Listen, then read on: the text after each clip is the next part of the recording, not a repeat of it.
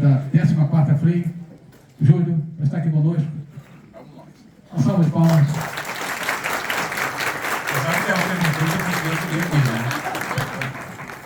Bom, assim, quando eu cheguei, eu falei com uma outra moça que assim, vamos falar uns 4, 5 minutos? Aí eu falei, claro, fala. O cara não sabe que escritor mente, né? Não, mas eu vou fazer assim, até vou guardar para amanhã. Né? E acho legal essa coisa de quando você vê a apresentação da garotada, porque nós somos memória, né? Na África tem um ditado que diz que quando um ser humano morre é como se pusessem fogo numa grande biblioteca. Todos nós somos grandes bibliotecas, né? E enquanto eu estava vendo, começou com o coral do pessoal da escola. Eu fiquei encantado com essa história de escola de marcenaria. Mas aí não é comum. O Brasil é um país tão grande que a gente não vê as coisas boas, né? O ser humano tem a tendência de procurar as coisas ruins, né? Quando teve uma época que eu trabalhei na Globo, eu sou um cara muito chato. Aquilo que eles falaram aqui do cara que pergunta muito, na verdade é autobiográfico, sou eu. Né? Eu fiz história, coitado. O cara que mais sofreu na minha vida foi o professor de história. E quando você é apaixonado por uma coisa, você enche o saco dos outros, né? No segundo semestre, ele, coitado, tinha acabado de estoque de resposta. E eu estava perguntando, né? E aí eu estava lá trabalhando no humorístico da Globo e fui parar no jornalismo, né? Esse cara é curioso, não tinha nada que fazer no jornalismo. Aí encontrei um camarada que era tão curioso quanto eu e a gente começou a bater papo. Ele falou que, e é uma verdade, notícia nunca é o cachorro mordendo no homem, é o homem mordendo o cachorro, né? Então a gente gosta de coisa ruim, assim, né? Pô, guerra da Ucrânia, acabou. Acabou. Um avião, derrubaram 15 aviões da Força Aérea Russa. Uau! Né? Amanhã eu quero ficar mais 17, talvez. Né? Então, assim, fiquei ouvindo, aí eu lembrei que em maio eu fui lançar um livro, a nova edição de um livro meu na Alemanha. Aí fui numa escola de marcenaria. Porque a coisa mais assustadora, né? A gente tem tanta pressa de correr para o futuro que muitas vezes ignora as coisas mais simples da vida, né? Lá ainda se ensina marcenaria para as crianças, né? Lá as crianças aprendem a escrever com caneta tinteiro. Se falar isso aqui, o pessoal fica horrorizado, né? E assim, a memória é uma coisa fantástica. Tanto é que quando eu comecei como escritor, assim, eu antes de tudo, antes que eu termine não falando, obviamente eu estou feliz de ter sido homenageado, porque ano passado eu vim aqui VaptVupt para participar da feira como simples mortal autor, né? E hoje eu fui homenageado, e ser homenageado é bom, né? Vamos ser, só os masoquistas gostam de sofrer, né? Eu gosto de carinho, né? E é difícil, por exemplo, né? Hoje em dia está muito difícil a gente ser acarinhado com muita facilidade, né? Bolacha é a norma da casa, né? Então assim, e aí eu fui nessa escola, rodei pelo mundo afora, o coral também, né? Tudo que a gente ouve, nós somos a memória, né? Tanto é que quando eu comecei, hoje quando eu estou mais esperto, são 43 anos como escritor. A primeira coisa que eu descobri, né, é que a mentira primordial do Brasil, a grande fake news do Brasil, é aquela que eu vi da minha mãe quando eu falei com ela que ia ser escritor. Isso não vai dar certo não, meu filho. Brasileiro não gosta de ler, né? Isso não é genético. O fato de muitos brasileiros não gostarem de ler não tem nada a ver com a genética. Tem a ver com a história. Pega um bom livro de história que você vai descobrir por que o brasileiro não gosta de ler, né? Foi um projeto muito inteligente, colonizador, que nos relegou à ignorância completa e à falta de leitura até 1808. Mas eu não vou dar aula de história, gente, né? Pode ficar tranquilo, calma, né? Mas aí quando eu comecei, de vez em quando tinha umas escolas que chamavam, porque eu sou dedicado à literatura infantil e juvenil. Eu escrevo para adulto, fiz vários trabalhos para adulto, mas eu adoro as criancinhas e os adolescentes. Em certa medida, os adolescentes, que são mais criancinhas que as criancinhas, né? E eles são pretensiosos, acreditam que ainda são adultos, né? Até que dá errado. Quando dá errado, eles viram criancinhas, né? Então, assim, eu era convidado para fazer aquele famoso discurso que 10 entre 11 professores pedem para o autor falar quando vai à escola. O senhor já precisou falar sobre a importância da leitura? Quando você começa em alguma profissão, você começa a achar que é o rei da cocada, né? E alguém coloca logo um rótulo, que o ser humano gosta de botar rótulo na gente, né? Aí botaram o rótulo de intelectual. Aí eu achei que era intelectual. Chegava lá, fazia um discurso de 500 horas, as crianças ficavam tudo... Até que um dia eu percebi que eu estava sendo assim. Primeiro que eu estava sendo redundante. E aí eu resolvi fazer um discurso básico sobre a importância da leitura. Ler é importante porque ler é humano. Basicamente isso. Quanto mais leitura, mais humanidade. O oposto também é verdadeiro. Quanto menos leitura, menos humano você é.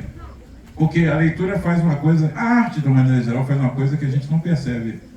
Quanto mais leitura você tem, quanto mais peça você vê, quanto mais música você ouve, você começa a descobrir uma coisa fantástica que muitos seres humanos hoje em dia estão perdendo.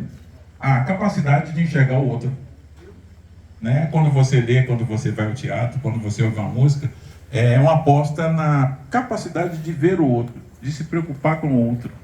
E que pessoas que não leem não têm essa coisa. Além do que, a vida sem leitura, sem cultura e sem arte é meio preto e branco, né? Sabe? A leitura, assim, Oscar Wilde, na abertura do Retrato de Dorian Gray, ele fala que a arte não serve para nada. E a arte serve para tudo.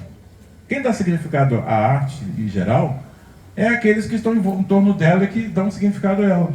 Né? Quanto mais você escreve, melhor você fica como ser humano.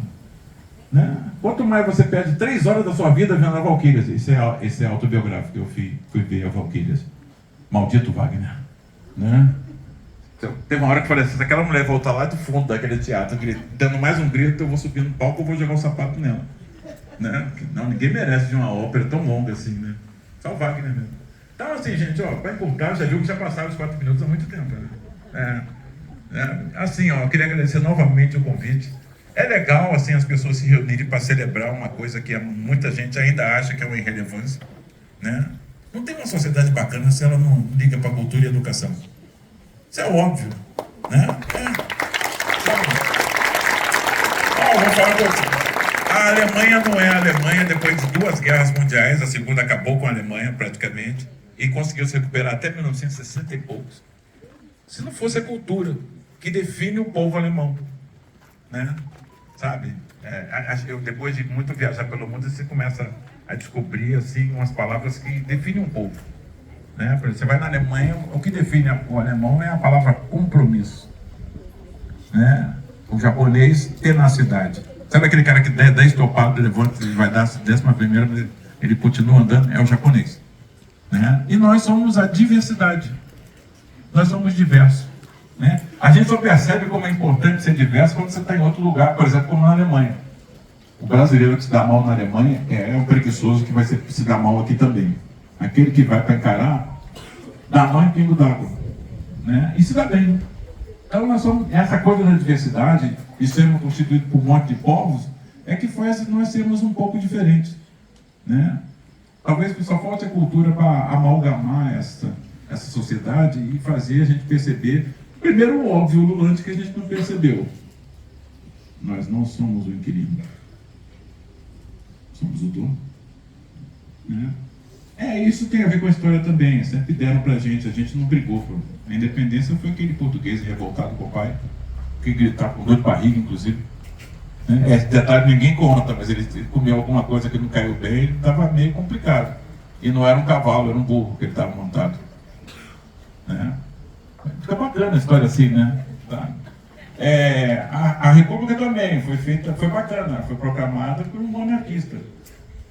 Né? Ainda tem uma historinha de amor mal resolvida aí, que se você procurar os livrinhos de história, você vai ver que, no fundo, o Deodoro entrou naquele palácio para derrubar o Visconde de Ouro Preto, que anos atrás tinha levado a namorada dele. Né? A história fica bacana quando você conta desse jeito. Né? Sabe? Então, assim, gente, muito obrigado pelo convite. Continue lendo. Eu sempre falo isso com a molecada no final, eu sempre fecho a minha palestra com essa fala.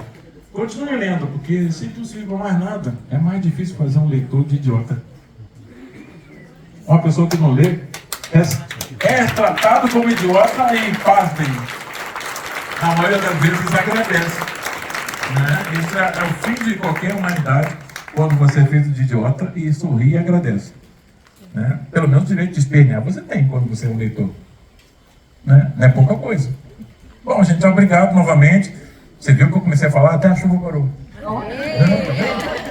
A literatura faz milagres. Aqui. Olha, o Júlio conseguiu contar uma coisa interessante. Dom Pedro I enfesado. Literalmente. Enfesado. Gostei dessa aí. Vou registrar. Bom, olha só, quem quiser não, são todos convidados. Amanhã, a parte da manhã na Câmara, o Júlio vai estar com os professores e com os estudantes da rede de ensino de Madalena, batendo um papo. E à noite, às 19 horas, com quem está presente aqui, todos convidados a participar desse encontro com o Júlio na Câmara Municipal. 7 horas da noite e 10 horas da manhã com os professores e com os estudantes.